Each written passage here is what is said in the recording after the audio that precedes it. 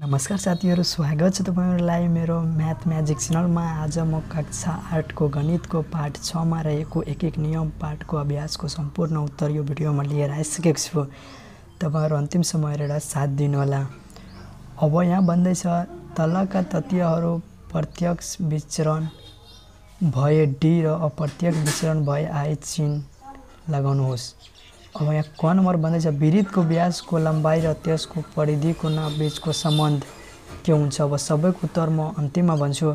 अनि ख नम्बर भन्दैछ छात्रावासमा भएका विद्यार्थी संख्या र निश्चित राशनले खान पुग्ने दिन बीचको सम्बन्ध। अनि अब ग नम्बरमा भन्दैछ निश्चित समय र निश्चित ब्याज दरमा जम्मा गरिएको सेवा र ब्याज बीचको सम्बन्ध। अनि घ मा भन्दैछ यातायातका साधनको गति र त्यसले पार गरेका दूरी बीचको सम्बन्ध।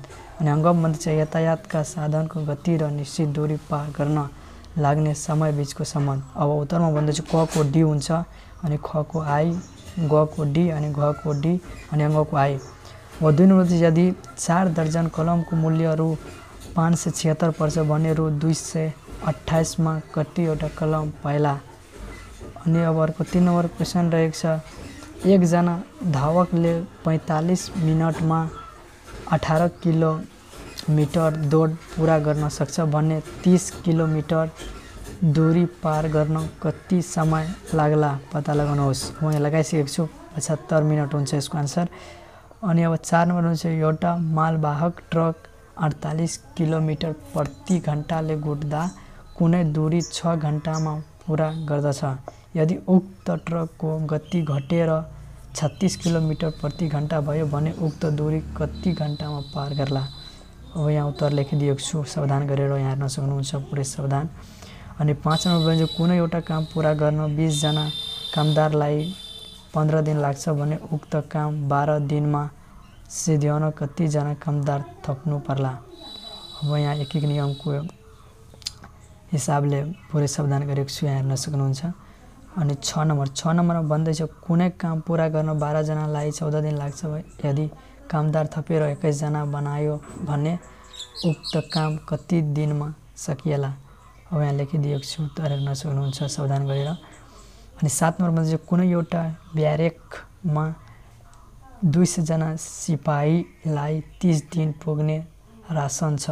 उक्त रासन 40 दिनलाई पुर्याउन कति जना सिपाहीलाई अन्यन्त्र सार्नु पर्ला भन्दैछ। यहाँबाट अर्को ठाउँमा सार्नका लागि कति सिपाहीलाई सार्दा हुन्छ।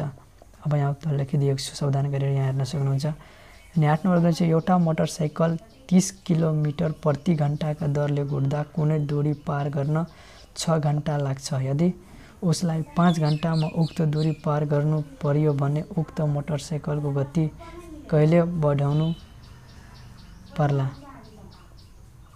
अब यहाँ लेखिदिएको छु, सावधान गरेर यहाँ हेर्न सक्नुहुन्छ यसको उत्तर। अनि 9 नम्बरमा भन्दैछ 3 वटा कुर्सी र 4 वटा टेबलको जम्मा मूल्यहरू 7540 पर्छ। यदि एउटा कुर्सीको मूल्यहरू 220 पर्छ भने एउटा टेबलको मूल्य पत्ता लगाउनुहोस्। अब म यहाँ लगाइसकेको छु, तपाईहरु आफै हेर्न सक्नुहुन्छ। अब 10 नम्बर क्वेसनतर्फ म लाग्दैछु। 10 नम्बर क्वेसनले भन्दैछ 5 वटा गाई र 2 वटा गोरुको मूल्य रु 1,35,000 छ। यदि एउटा गोरुको मूल्य 17,500 भए एउटा गाईको मूल्य कति होला। अब यहाँ सावधान गरिसकेको छु, हेर्न सक्नुहुन्छ। अनि 11 नम्बर भन्छ यदि 4 जना मानिसले 10 दिनमा रु 28,000 कमाउँछन् भन्ने अब क्वेसनहरू रहेको छ। कोन भन्छ 1 जना मानिसले 1 दिनमा कति कमाउँछन्। अनि ख मा भन्दैछ 3 जना मानिसले 15 दिनमा कति कमाउँछन्। अनि ग मा भन्दैछ 4 जना मानिसले 10 दिनमा कमाएको आम्दानी भन्दा 3 जना मानिसले 15 दिनमा कमाएको आम्दानी कति प्रतिशतले बढी वा घटी हुन्छ पत्ता लगाउनुहोस्। अब लगाइसकेको छु, तपाईहरु आफै हेर्न सक्नुहुन्छ। अनि 12 नम्बर भन्दैछ यदि 48 जना मानिसलाई 30 दिनका लागि 700 केजी चामल चाहिन्छन् भने क नम्बर क्वेसनले अब भन्दैछ 40 जना मानिसलाई 36 दिनका लागि कति केजी चामल चाहिएला। अनि ख मा भन्दैछ प्रति केजी चामलको मूल्य रु 60 का दरले 40 जना मानिसलाई 36 दिनका लागि जम्मा मूल्य कति पर्ला। अब यहाँ सावधान गरेर लेखिदिएको छु, तपाईहरु आफै हेर्न सक्नुहुन्छ।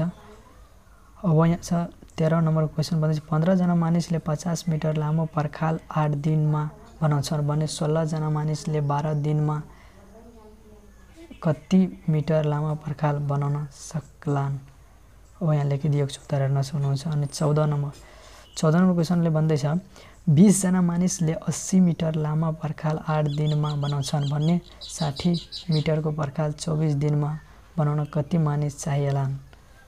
अब यहाँ सावधान गरेर लेखिसकेको छु, हेर्न सक्नुहुन्छ। र यसको उत्तर 15 नम्बर।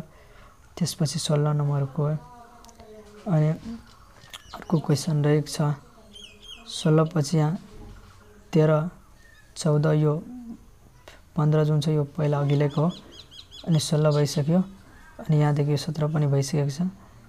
त्यसपछि यहाँदेखि छ 18 नम्बर अनि 19 नम्बर, त्यसपछि 20 नम्बर।